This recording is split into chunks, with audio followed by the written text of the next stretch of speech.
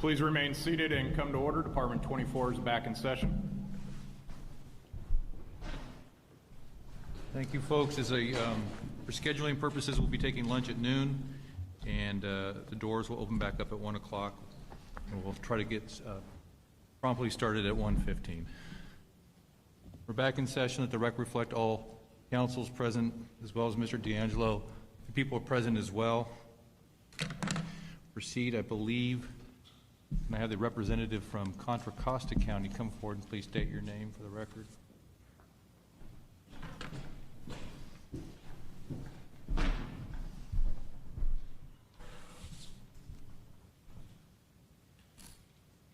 Good afternoon, Your Honor, or good morning still, excuse me. Venus Johnson from Contra Costa County. Thank you.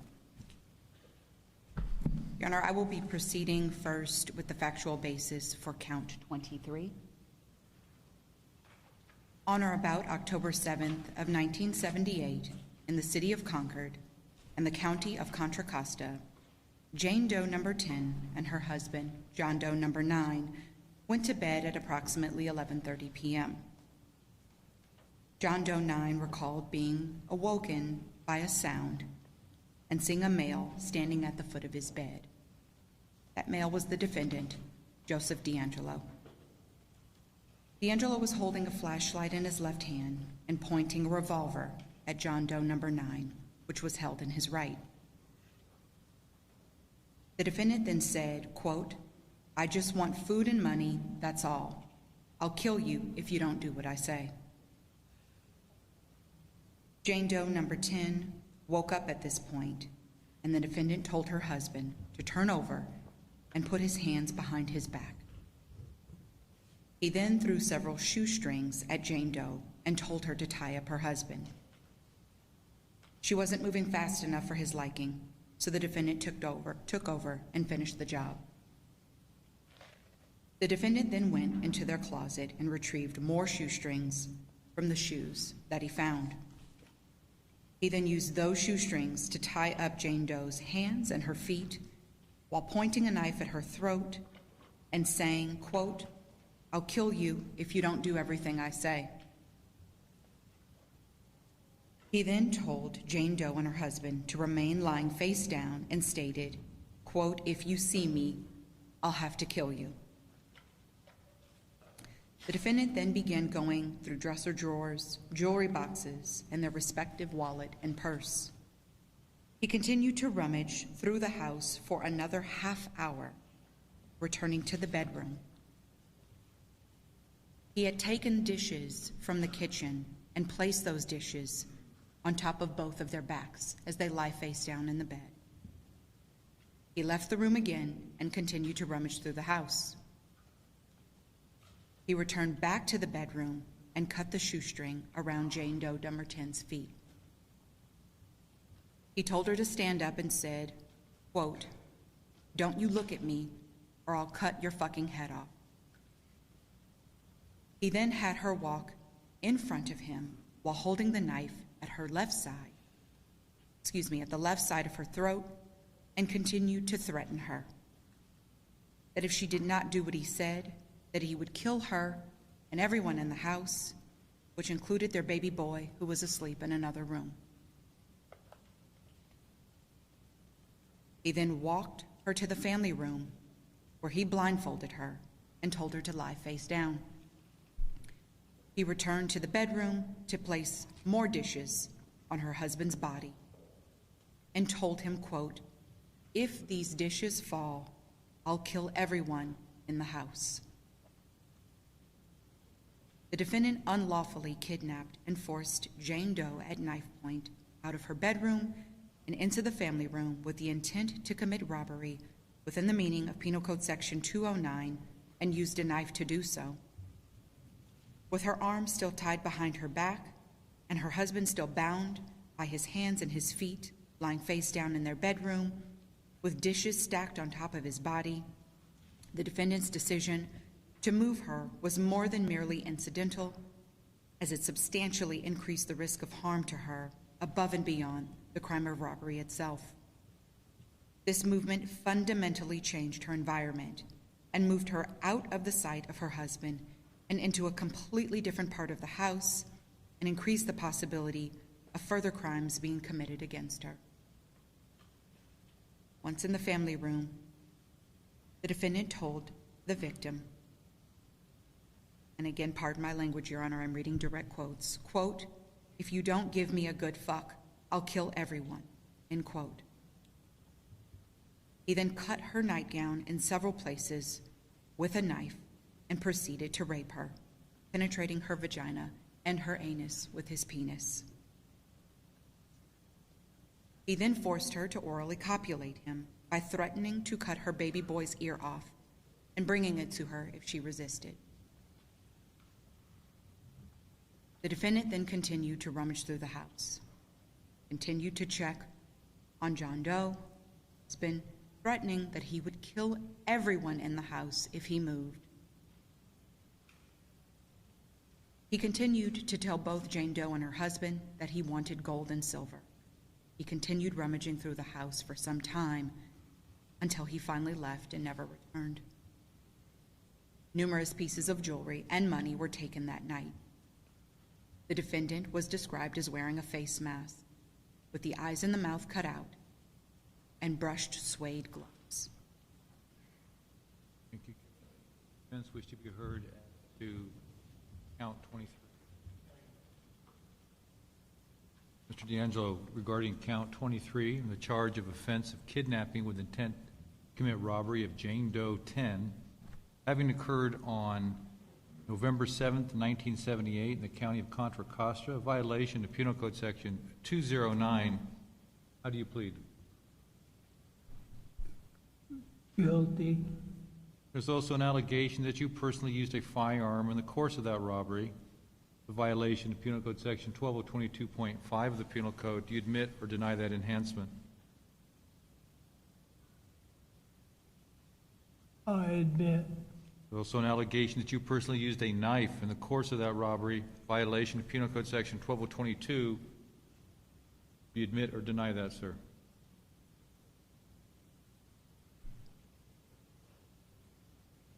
I admit. Regarding the uncharged act of rape of Jane Doe 10 having occurred on November 7th, 1978 in the county of Contra Costa, a violation of Penal Code Section 261, do you admit or deny? I admit. Regarding the uncharged offense of robbery of Jane Doe 10 and John Doe 9 having occurred on November 7th, 1978 in the county of Contra Costa, a violation of Penal Code Section 211, do you admit or deny? I admit. Regarding the uncharged offense of false imprisonment of Jane Doe 10 and John Doe 9 having occurred November 7th, 1978 in the county of Contra Costa, a violation of Penal Code Section 236, do you admit or deny? I admit. Regarding the uncharged act of making a criminal threat to Jane Doe 10 and John Doe 9 having occurred November 7th, 1978 in the county of Contra Costa, a violation of Penal Code Section 422. Do you admit or deny, sir? I admit. Counsel? Thank you, Your Honor. If I may, if it pleases the court, for count 23, the correct date, Your Honor, I believe should be October 7th, 1978, and not November 7th of 1978. Thank you. With that understanding, does the defense wish to be heard as to the date? No, Your Honor. All right, very good. Thank you. Go ahead, counsel. Thank you for that correction. Thank you, Your Honor. The following is a factual basis for count 24. On or about October 13th of 1978, in the city of Concord, in the county of Contra Costa, at approximately 4:30 a.m., Jane Doe number 11 and her roommate and significant other, John Doe number 10, were awoken by their room door being swung open and a flashlight illuminating their room. The male shouted for them not to move or he would kill them. The male, Joseph DeAngelo, then directed John Doe number 10 to lie face down and threw shoestrings at Jane Doe 11, directing her to tie him up. She complied. He then told her to lie face down, and he tied her hands and legs, and John Doe number 10's legs as well. At this point, Jane Doe's daughter came running in to the bedroom at her mother's side, screaming. The defendant directed Jane Doe to shut her daughter up or he would kill them all. The defendant subsequently put the daughter in a bathroom, pushing a dresser in front of the door to prevent her from escaping. After approximately 30 minutes of listening to the defendant rummage through their home, where he intermediately checked on the bindings of both victims and ordered them to stay where they were, the defendant returned to the bedroom, dragging Jane Doe 11 from the bedroom down their hallway to the family room. The defendant unlawfully kidnapped and carried the victim down the hall and away from her bedroom with the intent to commit robbery within the meaning of Penal Code Section 209 and used a gun to do so. With the victim still bound at the hands and feet, her significant other still bound by his hands and feet in their bedroom, the defendant's decision to move her was more than merely incidental, as it substantially increased the risk of harm to her, above and beyond the crime of robbery itself. This movement fundamentally changed her environment and moved her out of the sight of her roommate and significant other into a completely different part of the house, and increased the possibility of further crimes being committed against her. Once in the family room, the defendant covered Jane Doe's face with towels. He unbound her legs, and he raped her, unlawfully penetrating her vagina with his penis. At some point during this time, he returned to the bedroom and put what felt like the barrel of a gun to the back of John Doe number 10's neck and said, quote, "All we want is food and money, and then we'll get the hell out of here." He then covered John Doe's head with an Afghan and threatened to put, quote, "this knife in his back if he moved." The defendant left and returned to the room a number of times over the next 45 minutes. The defendant eventually left the residence through a garage door. He was described as wearing a dark face mask and brown leather gloves. Jane Doe number 11 noticed that $8 had been taken from her purse that was in the kitchen, a Sears radio clock, and 2 cartons of cigarettes, both of which were in the kitchen as well. After further inventory of the home, it was discovered that the defendant had taken 3 bottles of Budweiser from the refrigerator and a wooden bowl from their cupboard. Thank you. Does defense counsel wish to be heard as to the factual basis? No, Your Honor. All right. Regarding count 24, the charge of offensive kidnapping with intent to commit robbery of Jane Doe 11 having occurred on October 13th, 1978 in the county of Contra Costa, violation of Penal Code Section 209. How do you plead, sir? Guilty. There's also an allegation that you personally used a firearm in the course of that robbery, violation of Penal Code Section 12022.5. Do you admit or deny that allegation?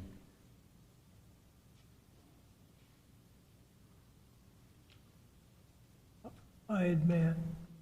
Regarding the uncharged offense of rape of Jane Doe 11 having occurred on October 13th, 1978 in the county of Contra Costa, violation of Penal Code Section 261, you admit or deny, sir?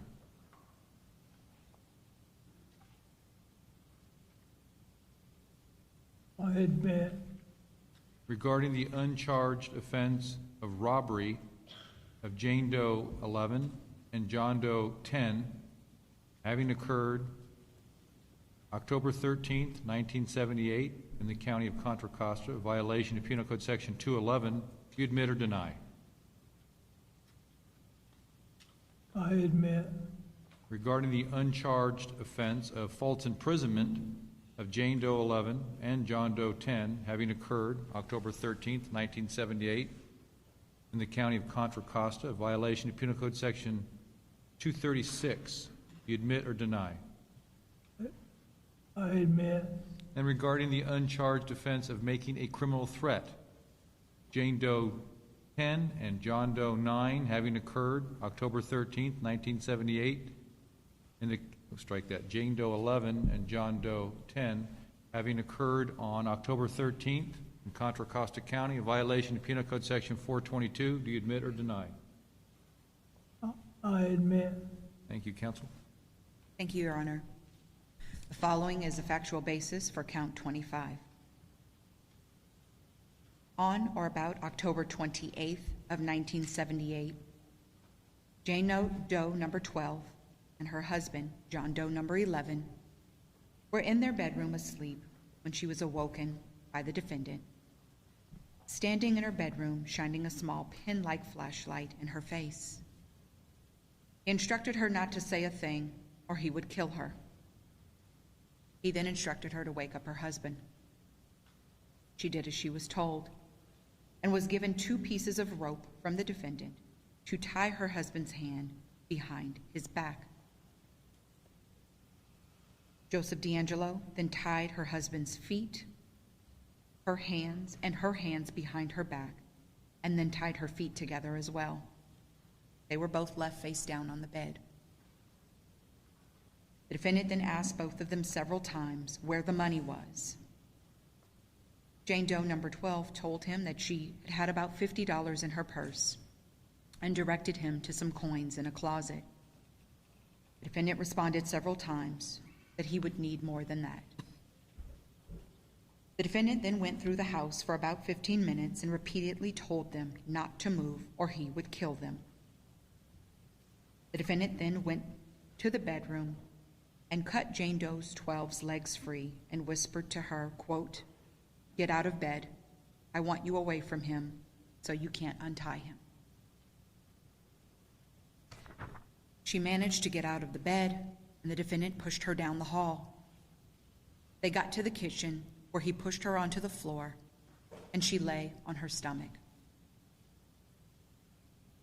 Joseph DeAngelo unlawfully kidnapped and carried the victim away with the intent to commit robbery within the meaning of Penal Code Section 209, with the victim still bound at the hands and her husband still bound by his hands and feet in their bedroom. Joseph DeAngelo's decision to move her was more than merely incidental, as it substantially increased the risk of harm to her above and beyond the crime of robbery itself. This movement fundamentally changed her environment and moved her out of the sight of her husband into a completely different part of the house, increasing the possibility of further crimes being committed against her. The defendant continued to wander through the house and asked Jane Doe where the money was. He then tied her feet back together at some point. He ultimately returned to the kitchen and blindfolded her with a towel, and then turned the light on above the stove where she was lying on the floor in the kitchen. He left again to wander through the house. The victim's husband noticed that the defendant had returned to the bedroom at some point and put what felt like a gun to the back of his head and told him if he moved, he would kill him.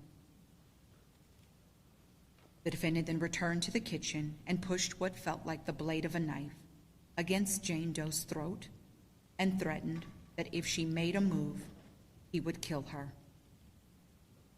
He subsequently forced her to orally copulate him, threatening to kill her if she refused.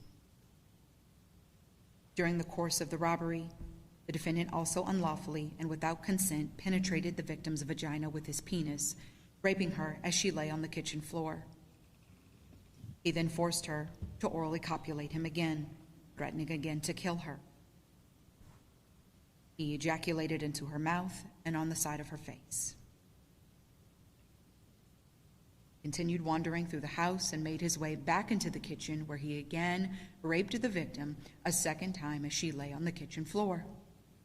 At some point, he noticed the ring on her finger, which he subsequently took off of her hand.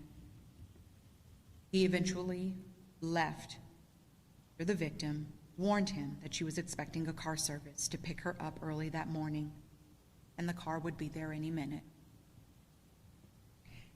The defendant was described as having worn tan gloves and possibly having a mask on of some sort covering his face, and a total of $64 was taken along with 2 female rings. A sexual assault evidence kit was collected from the victim. A vaginal sample was analyzed for DNA. The DNA profile from the sperm fraction of the vaginal swab generated a single male donor, consistent with the single male donor from charged count 26, Jane Doe number 13, and from uncharged count 70, Jane Doe number 47, both of which are Contra Costa cases, in addition to the Orange County, Ventura, and Santa Barbara cases as well. In May of 2018, the California Department of Justice notified Contra Costa Sheriff's Department Crime Laboratory of a DNA match to defendant Joseph DeAngelo. Thank you, counsel. Defense counsel wish to be heard of the factual basis on count 25? No, Your Honor.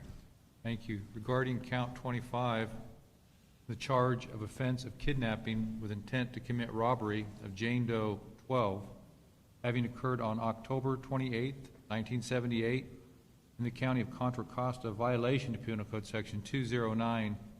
How do you plead? Guilty. There's also an allegation that you personally used a firearm in the course of that robbery, a violation of Penal Code Section 12022.5. Do you admit or deny that, sir? I admit. There's also an allegation that you personally used a knife in the course of that robbery in violation of Penal Code Section 12022. Do you admit or deny? I admit.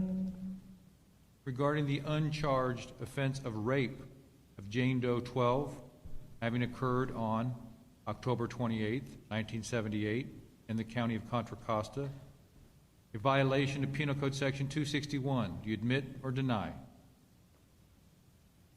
I admit. Regarding the uncharged offense of robbery of Jane Doe 12 and John Doe 11, having occurred October 28, 1978, in the county of Contra Costa, a violation of Penal Code Section 211. Do you admit or deny? I admit. Regarding the uncharged offense of false imprisonment of Jane Doe 12 and John Doe 11, having occurred on October 28, 1978, in the county of Contra Costa, a violation of Penal Code Section 236. Do you admit or deny? I admit. Regarding the uncharged offense of making criminal threats to Jane Doe 12 and John Doe 11, having occurred October 28, 1978, in the county of Contra Costa, a violation of Penal Code Section 422. Do you admit or deny? I admit. Thank you, counsel. Thank you, Your Honor. The following is factual basis for count 26. On or about June 11th of 1979, in the city of Danville, in the county of Contra Costa, at approximately 4 a.m., the victim, Jane Doe number 13, woke up feeling the presence of someone in her bedroom. She saw a male wearing a face mask with eyes and the mouth cut out, and also wearing gloves. That male was the defendant, Joseph DeAngelo. The defendant then said to her, quote, "Don't move, all I want is your money." He then told her to wake her husband, John Doe number 12, and directed both of them to roll over face down on the bed. He then told Jane Doe number 13 to tie up her husband, which she did. He then tied her up and gagged her and blindfolded her and carried her to the front room of the home and laid her face down on the floor. The defendant unlawfully kidnapped and carried the victim away with the intent to commit robbery within the meaning of Penal Code Section 209, with the victim still bound, blindfolded, and gagged, and her husband still bound by his hands and feet, lying face down in their bedroom. The defendant's decision to physically carry her, pick her up, was more than merely incidental, as it substantially increased the risk of harm to her above and beyond the crime of robbery itself. This movement fundamentally changed her environment and moved her out of the sight of her husband into a completely different part of the house and increased the possibility of further crimes being committed against her. While in the front room, the defendant untied her ankles and forcibly raped her, unlawfully penetrating her vagina with his penis. He then wrapped 2 towels around her head and retied her ankles. He continued rummaging through their kitchen and took beer cans out of their refrigerator. He subsequently left the home, having taken approximately $55, a diamond ring, and 1 wedding band. A sexual assault evidence kit was collected from the victim. A vaginal sample was analyzed for DNA. The DNA profile from the sperm fraction of the vaginal swab generated a single male donor, consistent with the single male donor from charged count 25, Jane Doe number 12, and from uncharged count 70, Jane Doe number 47, both of which are Contra Costa cases, in addition to the Orange County, Ventura, and Santa Barbara cases. In May of 2018, the California Department of Justice notified Contra Costa Sheriff's Department Crime Laboratory of a DNA match to the defendant, Joseph DeAngelo. Thank you, counsel. Defense counsel wish to be heard as the factual basis on count 26. No, Your Honor. Thank you, Mr. DeAngelo. Regarding count 26 and the charge of offense of kidnapping with intent to commit robbery of Jane Doe 13, having occurred on June 11th, 1979, in the county of Contra Costa, a violation of Penal Code Section 209. How do you plead, sir? Guilty. There's also an allegation that you personally used a firearm in the course of that robbery, violation of Penal Code Section 1222.5 of the Penal Code. You admit or deny that? I admit.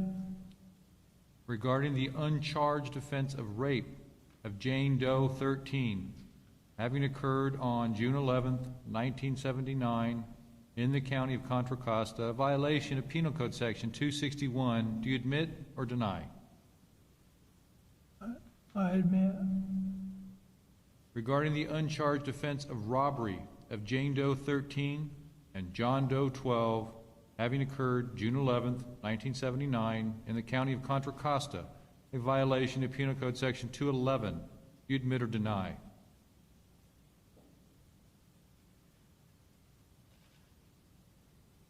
I admit. Regarding the uncharged offense of false imprisonment of Jane Doe 13 and John Doe 12, having occurred June 11th, 1979, in the county of Contra Costa, a violation of Penal Code Section 236, do you admit or deny that, sir? I admit. Regarding the uncharged offense of making a criminal threat to Jane Doe 13 and John Doe 12, having occurred on June 11th, 1979, in the county of Contra Costa, a violation of Penal Code Section 422, do you admit or deny? I admit. Thank you, counsel. Thank you, Your Honor. The following is a factual basis for count 70. On or about December 9th of 1978, Jane Doe number 47 was home alone. She lived in the city of Danville in the county of Contra Costa. She had gone to bed around 12:30 a.m. that morning, normally slept on her stomach. She was awoken out of her sleep by the touch of a male's hand on the nape of her neck. The male was Joseph DeAngelo. Still holding her head down, he also held a long, blunt-tipped object perpendicular to her throat and said, quote, "Don't scream. Don't make a noise. I won't hurt you. All I want is money and food for my van." He continued, "Where's the money? Where's the money?" He then told her to put her hands behind her back, which she did. He then pulled the covers off of her and told her to put her hands up high enough behind her back, which she did. He then tied her hands behind her back and pulled the bed covers over her head. He then pulled the bed covers up from the bottom, exposing her feet, and told her to cross them, which she did. He then tied her feet together and left the bedroom. Victim could hear him in her kitchen, opening and closing cupboards and opening and closing doors in the hallway. He then entered her room again and began opening and closing drawers. She saw what she thought was a light from a flashlight at this point, head still covered with the sheets. He continued rummaging through the house and at some point turned off the radio in the living room and the heater, both of which she had left on before she went to bed. He then returned to her room once more, this time to her bedside. She heard something tearing. 2 strips of cloth were then placed over her eyes. At that point, what she heard next was the defendant masturbating at her bedside. He then walked into her bathroom and returned, continuing to masturbate. At this point, she smelled what she believed was the odor of her lotion from her bathroom. He then untied her legs, turned her over, and pushed one of her legs up toward the headboard of the bed. He pulled her shirt up, and using her name, quote, said, "Do you like to fuck?" To which she said no. She also remembered him asking, again, "Where's the money? Where's the money?" The latter of which she responded. There was money in her purse, which was in the kitchen. He continued on at her bedside, quote, "Do you like to raise dicks?" To which she replied, "No." In return, he said, quote, "Then how come you always raise mine every time I see you?" The victim didn't respond. He then raised her shirt up and fondled her breasts. He went down toward the edge of the bed, raised her legs so that both knees were bent. He then penetrated her vagina without her consent with his penis, moving his penis from her vagina to her rectum and back and forth again. He then retied her feet, covered her again with the bedding, and left the room. Came back, though, turned her on her right side, and moved her left leg up toward her upper body. He then inserted his penis into her vagina without her consent and raped her again. Once the act was complete, he got up, rubbed his hands on his sheet, retied her feet, and left the room. She then heard a screen door open and waited for the defendant to leave. After waiting for a period of time, she began to try and untie herself. She was able to get to the kitchen to retrieve a knife to cut the ties, and at that point she noticed that it was about 5 a.m. She went to a neighbor's house for help. She was taken later that morning to the emergency room at John Muir Hospital for a sexual assault examination. After a search of her home, it was discovered that money, approximately $25, and her driver's license were taken from her wallet. Additionally, 5 pieces of jewelry were missing, which had been taken from the jewelry box. A yellow gold ring with a jade stone, a yellow gold ring with an aquamarine stone, a yellow gold stick pin with an opal stone, a white gold pendant with an opal stone and 2 small diamonds with a gold chain, and a yellow gold antique pendant with a pink stone with seed pearls and a yellow gold chain. The defendant had also taken a bottle of beer from her refrigerator, consumed it, and left it in the rear of her yard. A sexual assault evidence kit was collected from the victim. A vaginal sample was analyzed for DNA. The DNA profile from the sperm fraction of the vaginal swab generated a single male donor, consistent with the single male donor from charge count 25, Jane Doe number 12, and charge count number 26, Jane Doe number 13, both of which are Contra Costa cases, in addition to the Orange County, Ventura, and Santa Barbara cases.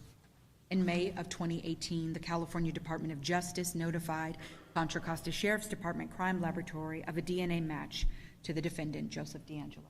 Thank you. Does defense counsel wish to be heard as to incident 70? No, Your Honor.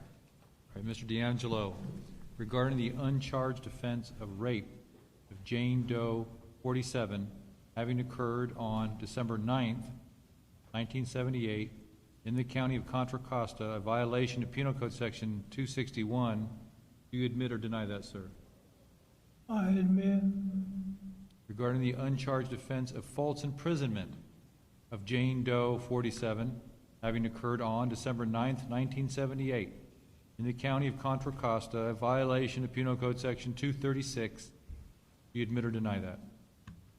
I admit. Regarding the uncharged offense of making a criminal threat to Jane Doe, 47, having occurred on December 9th, 1978, in the county of Contra Costa, a violation of Penal Code Section 422. Do you admit or deny? I admit. Counsel? Thank you, Your Honor. Following is a factual basis for count 71. On June 2nd of 1979, in the city of Walnut Creek, in the county of Contra Costa, Jane Doe number 48 was babysitting for a family in a single-story residence. At approximately 8:30 p.m., she was sitting at the kitchen table, and she heard either footsteps or a voice that caused her to look toward the hallway. She saw a male standing there with a white face mask on, holding a large leather sheath, which she believed contained a knife. The man standing in the hallway was Joseph DeAngelo. He said to her, quote, "Shut up, don't make a noise." He immediately grabbed her and pushed her head down to a point where she could not look up at him. He then walked her from the kitchen to the master bedroom and laid her face down on the bed. He directed her to put her hands behind her back and to hold still as he bound her wrists and ankles with plastic ties. He then covered her eyes with a halter top, placed a towel around her mouth, and gagged her with the towel. As she lay face down on the bed, he began rummaging through the bedroom and told her to be still or he would kill her. She believed that there was a flashlight in his hand at this time. He then turned her over on her back, her hand still bound and positioned underneath her back. He took her shoes and socks off. He untied the bindings around her ankles and got on top of her. He then took his own pants off and began masturbating. He then either spread her legs or told her to spread them and attempted to penetrate her vagina with his penis. At this point, he asked her, quote, "Have you ever fucked before?" He then got frustrated and stopped. The defendant then got up and began rummaging through the room again, still blindfolded. The victim felt something moist in her hands. The defendant moved to her left side of the bed and placed his penis in her hands and told her to stroke and play with his penis and to masturbate him. He then reached under her shirt, ripped up her bra, pulled up her shirt, and bit her left breast 4 times. One of those times biting down extremely hard. He then penetrated her vagina with his penis without her consent and raped her. He continued to tell her not to make a sound, stroked the left side of her neck with the sheath-like object, which again she believed to be a large knife within that sheath. He then told her not to move or he would cut her throat. He continued to rape her until he eventually stood up and bound her ankles once more. He rummaged through the room for a short time and left through the sliding glass door at the rear of the residence. She eventually was able to work her ankles free, believing it to be around 11:15 or 11:20 p.m. at that time. She awoke one of the children she was babysitting, was eventually able to get someone to contact her parents and the Walnut Creek Police Department. Thank you, counsel. For the defense, you wish to be heard as to Incident 71. No, Your Honor. Regarding the uncharged offense of rape of Jane Doe, 48, having occurred on June 2nd, 1979, in the county of Contra Costa, a violation of Penal Code Section 261. Do you admit or deny that? I admit. Regarding the uncharged offense of false imprisonment of Jane Doe, 48, having occurred on June 2nd, 1978, in the county of Contra Costa, a violation of Penal Code Section 236, do you admit or deny? I admit. Regarding the uncharged offense of making a criminal threat to Jane Doe, 48, having occurred June 2nd, 1978, in the county of Contra Costa, A violation of Penal Code Section 422. Do you admit or deny? I admit. Counsel? Thank you, Your Honor. The following is a factual basis for count 72. On June 25th of 1979, in the city of Walnut Creek in the county of Contra Costa, the victim was home with her sister and father, Jane Doe, number 49.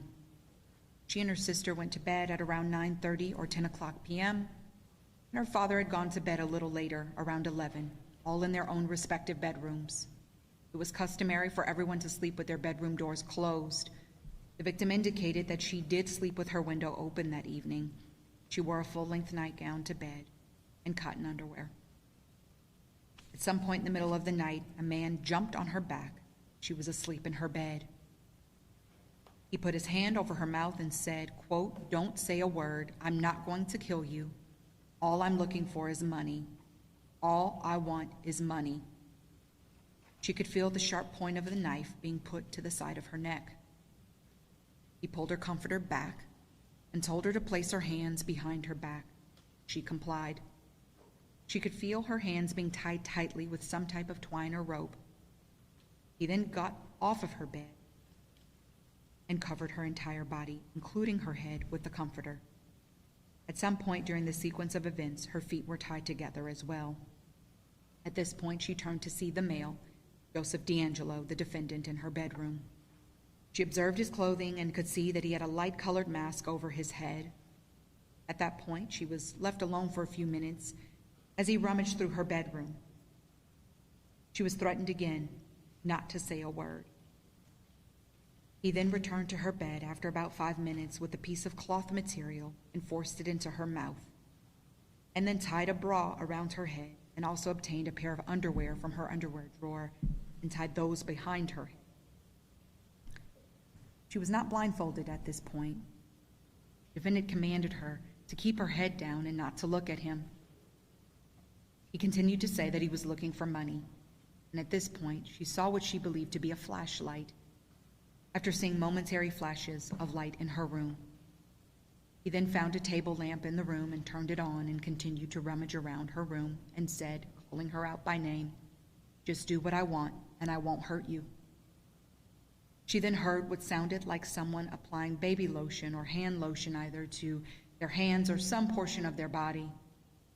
The defendant returned to her bed, straddled her body, and placed his penis in her hands, which were still tied behind her back, and told her, quote, "You rub my cock, and you better make it good or I'll kill you." She did as she was told. He then directed her to turn over on her back, and she complied. He removed the ties from her feet and reached under her nightgown, pulling her underwear down, and asked her something to the effect of, in a direct quote, had she fucked or done this before? At this point, her face was covered by a shirt that the defendant had put over her face and gave her the following command: "I want you to spread your legs apart." She complied. He got on his knees and maneuvered her legs on each side of his body and then penetrated her vagina without her consent with his penis and raped her. He continued thrusting against her body and then eventually pulled his penis out. He then retied her feet together, her hands still bound behind her, still gagged, face still covered with the shirt. He then put his mouth close to her ear and said, quote, "I'll kill you while I'm looking for money, money, money." He then left her bedroom, closing the door behind him. She waited for about 15 minutes until she believed the defendant was gone and went to her father's room screaming on the way there, "I was raped." The police soon arrived, and she was ultimately taken to John Muir Hospital with her sister and mother for a sexual assault examination. Thank you, counsel. Defense counsel wish to be heard as to incident 72. No, Your Honor. Mr. DeAngelo, regarding the uncharged offense of rape of Jane Doe, 49, having occurred on June 25th, 1979 in the county of Contra Costa, violation of Penal Code Section 261, do you admit or deny? I admit. Regarding the uncharged offense of false imprisonment of Jane Doe, 49, having occurred on June 25th, 1979, in the County of Contra Costa, a violation of Penal Code Section 236. Do you admit or deny? I admit. And regarding the uncharged offense of making a criminal threat to Jane Doe, 49, having occurred on June 25th, 1979, in the County of Contra Costa, a violation of Penal Code Section 422. Do you admit or deny? I admit. Court finds that Mr. DeAngelo has made a knowing, voluntary, and intelligent waiver of his rights to a jury trial, to confrontation, and against self-incrimination. Court further finds a plea was made voluntarily and with the understanding of the nature of the charges pending, as well as the consequences of this plea. Court does find a factual basis for the plea and the admissions. Do the people accept the plea and the conditions stated on the record? Yes, Your Honor. Court accepts the plea and the conditions stated on the record, and based on the plea of guilty and the admission, the court finds count 23 does find Mr. DeAngelo guilty of the crime of kidnapping with intent to commit robbery, violation of Penal Code Section 209. Court further finds that Mr. DeAngelo did personally use a firearm in the course of that kidnapping to commit robbery, a violation of Penal Code Section 12022.5. Find that to be true based on his admission. Court further finds that there was a personal use of a knife, violation of Penal Code Section 12022 based on his admission. Count 24. Court finds that Mr. DeAngelo is guilty. Count 24, violation of Penal Code Section 209, kidnapping with intent to commit robbery. Court further finds violation of Penal Code Section 12022.5, a personal use of firearm. 1 second, please.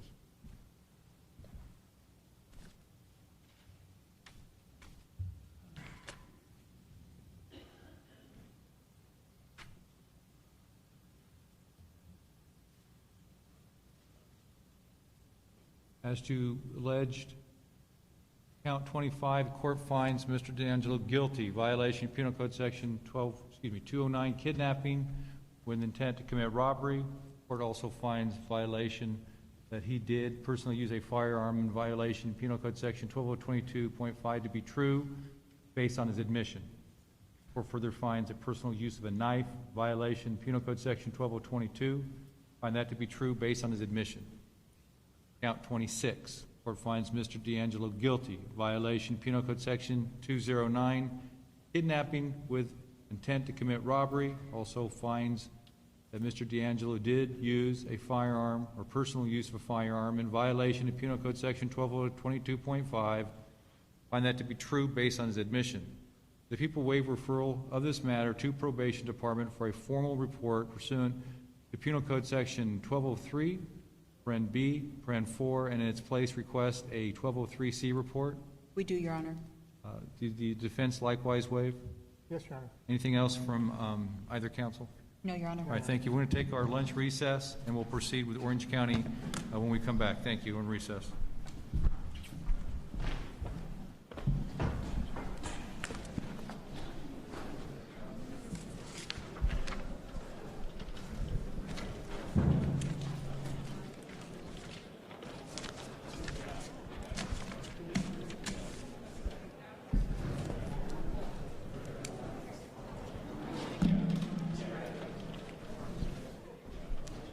I don't think we need these anymore. Oh, you're done with that? I think we're done. Figured out.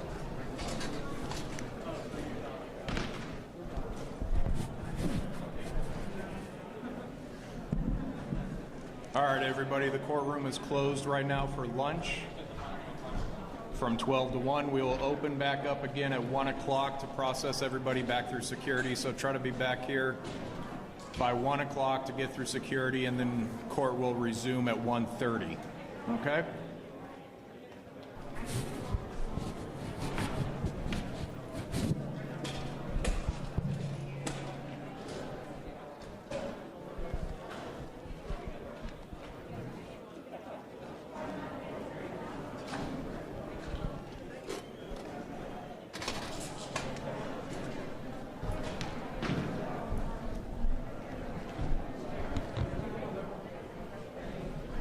The closure of the courtroom also goes for the media as well. If you're with the media, just exit through the way you came in, and you'll be processed back through at 1 o'clock.